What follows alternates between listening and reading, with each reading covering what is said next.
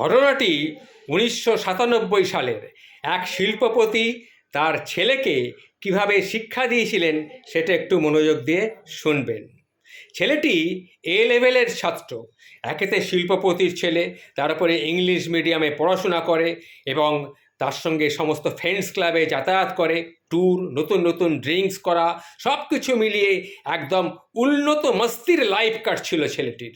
বন্ধুদের মধ্যে আবার সে ছিল লিডার, তার কারণ সে সবচেয়ে বেশি খরচা করত।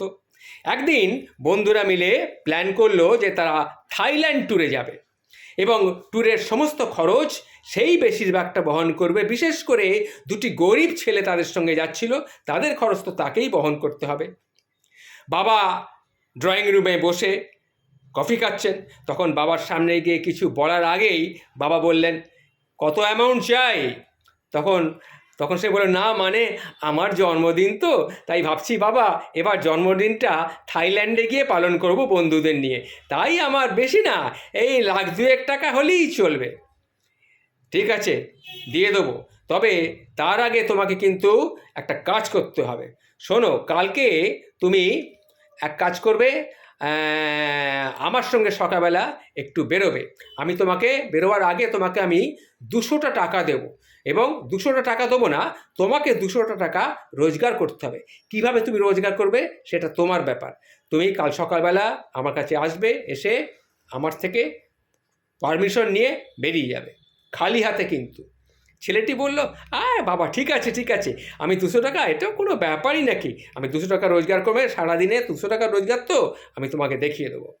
পরের দিন সকালে ছেলেটি বাবার কাছে বাবাকে প্রণাম করে বেরিয়ে গেল বাড়ি থেকে সকাল 7টায়। এবার তার যে বিরক্ত একটু লাগছিল না তা নয়, সকাল সকাল মাত্র 200 টাকার জন্য ঘুম থেকে উঠতে হলো, যে কী আর করা যাবে, সে তখন বেরিয়ে পড়লো। তার বাবা কিন্তু তার পেছনে একটা স্পাই লাগিয়ে দিয়েছিল ছেলেটি কী করে দেখার জন্যে। ঘর থেকে বের হওয়ার পর এখন মনে হচ্ছে একটা সমুদ্রের মাঝখানে সে এসে পড়লো। বিনা পুঁজিতে কোথায় টাকা পাবো, কার কাছ থেকে ধারও নিতে পারছি না, আবার সাহায্যও নিতে পারছি না, ভিক্ষেও করতে পারবো না, এসব ভাবতে ভাবতে দুপুর হয়ে গেল। অবশেষে একটা রিক্সার গ্যারেজে সে গেল, মনে মনে ভয়ও পাচ্ছিল, অনেক মানুষ তাকে চেনে, সে যদি একটা রিক্সা নিয়ে চলে আসে তাহলে তো সবাই মারধর করতে পারে। তখন যাই হোক, তার বিবেক তাকে বুঝিয়ে দিল, রিক্সাওয়ালাও তো মানুষ। সে তখন রিক্সার গ্যারেজে গিয়ে তার সঙ্গে বলল যে আপনাদের এখান থেকে রিক্সা নিয়ে যে ব্রিজের ওপর দিয়ে ঠেলে ঠেলে তুলতে হয়, তাহলে কত করে আপনার থেকে নেয়? বলল পার রিক্সা 1 টাকা করে তাকে দেওয়া হয়, যে ঠেলে ঠেলে ব্রিজের ওপরে রিক্সাটাকে তুলে দেয়। তখন সে ছেলেটি বলল, আমি যদি করতে পারি আমাকে দেবেন? বলে, নিশ্চয়ই দেবো, তুমি করো। তখন ছেলেটি এক একটা করে রিক্সা নিয়ে বের করলো, বের করে সে ঠেলে ঠেলে ঠেলে ঠেলে ব্রিজের ওপর দিয়ে তুলে নিয়ে গেল।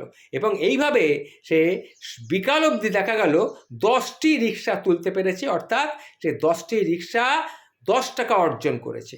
এবং 11 নম্বর রিক্সাটা তুলতে গিয়ে তার হাঁটুটা গেল ছুলে, হাঁটু থেকে কেটে একটু রক্তও পড়ছিল। তখন একটা যাত্রী তার হাতে দিয়ে বলল, ঠিক আছে আর তোমাকে তুলতে হবে না, এই নাও, একটা টাকা দিল, দিয়ে তুমি যাও, গিয়ে আগে কিছু কিনে তুমি পায়ে লাগাও। এটা শুনে আমার চোখ দিয়ে, অর্থাৎ ছেলেটির চোখ দিয়ে জল বেরিয়ে আসছিল, কারণ এত কষ্ট সে তো কোনোদিন করেনি। সন্ধে পর্যন্ত সে এইভাবে করে করে করে করে দেখলো যে 40টা টাকার তার হয়েছে। প্রচণ্ড ক্লান্ত মনে হচ্ছে শরীরটা, সে আর কিছু করতেও পারছে না, তার সঙ্গও তাকে ছেড়ে দিচ্ছে। অবশেষে 40 টাকা নিয়ে সে বাড়ি ফিরে এলো। নিয়ে এসে বাবাকে জড়িয়ে ধরে সে কাঁদতে কাঁদতে বলল, বাবা আমি পারিনি, বাবা আমি পারিনি, ভেবেছিলাম আমার বিধ্বস্ত ক্লান্ত চেহারাটা বাবার হাঁটুর কাছে প্যান্টটা ধরে আমি বসে আছি, বাবা দেখে হয়তো আমার মাথায় হাত বুলিয়ে দেবে, সান্ত্বনা দিবে, কিন্তু না, বাবা কিন্তু কিচ্ছু করলেন না। বরং তিনি ছেলেটিকে বললেন, কালকে সকালবেলা আমার সঙ্গে বেরোবে, কোনো প্রশ্ন কিন্তু করবে না। ছেলেটি তখন অবাক হয়ে গেল। এখন মনে হচ্ছে সত্যিই বাবা ব্যবসায়ী বটে, নাহলে এই ধরনের কথা বলতে পারে, আমি এত কষ্ট পাচ্ছি তা দেখেও তার কোনো হিলদোল নেই। পরের দিন বাবা তাকে নিয়ে বেরোলেন, বেরিয়ে গাড়িতে নয় হেঁটে হেঁটে নিয়ে গেলেন। নিয়ে গিয়ে বলে, তুমি তো মাত্র একদিন কষ্ট করেছো, একটু ধৈর্য ধরো। বাবা কি করে সেটা বোঝা যাচ্ছে না, অর্থাৎ আমার এই যন্ত্রণার থেকে তো মৃত্যুর যন্ত্রণাও ভালো ছিল। যাই হোক, আমরা রাত 3টের সময় হাঁটতে শুরু করলাম এবং একটা ব্রিজে উঠলাম। ব্রিজে ওঠার পর সেই ছেলেটি দেখলো সেখান থেকে নিচের দিকে সেই 40 টাকা যে বাবা দিয়েছিল সেগুলো একটা করে টাকা বাবাকে বলল, আমি তোমাকে হাতে দিচ্ছি, তুমি নদীর জলে সেগুলো ফেলতে আরম্ভ করো। ছেলেটি অবাক হয়ে গেল, কি করে? সে তখন ওই একটি করে টাকা বাবা দিচ্ছে আর সে নদীর জলে ফেলছে। এইভাবে ফেলতে ফেলতে ফেলতে ফেলতে লাস্টে একটা টাকা রইল। তখন তার বাবা বলল যে এই একটা টাকা, এটা তোমার উপার্জনের টাকা হিসেবে আমি আমার কাছে রইলাম, এই টাকাটা সারা জীবন আমি রেখে দেবো, কারণ কি এটা আমার ছেলের রোজগারের টাকা। বাবার কথা শুনে ছেলেটির চোখের জল আর বেঁধে রাখতে পারল না। বাবা তার সমস্ত শক্তি দিয়ে কয়েকটা কয়েন সেতুর থেকে দূরে জলের মধ্যে ছুঁড়ে ফেলেছিল আর ছেলেটি কাঁদতে আরম্ভ করেছিল। এইভাবে বাবা 39টা কয়েন নদীর জলে ছুঁড়ে ফেলে দিয়েছিল। আর বাবার চোখের সামনেই একটা মাত্র টাকা, সে বাবা বলছে আমি একটি মাত্র টাকা রোজগার করেছি।